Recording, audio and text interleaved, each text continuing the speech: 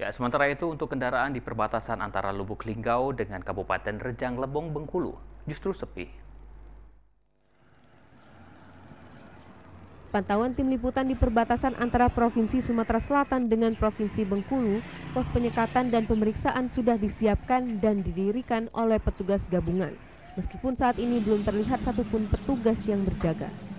Dengan adanya keputusan gubernur yang melarang mudik antara kabupaten, pihaknya akan menambah pos penyekatan sebanyak 3 pos, yakni pos perbatasan antara Linggau Bengkulu, pos perbatasan dengan Kabupaten Musirawas, dan pos perbatasan dengan Kabupaten Muratara. Untuk penyekatan ya, itu kita ada 2 atau pos terpadu.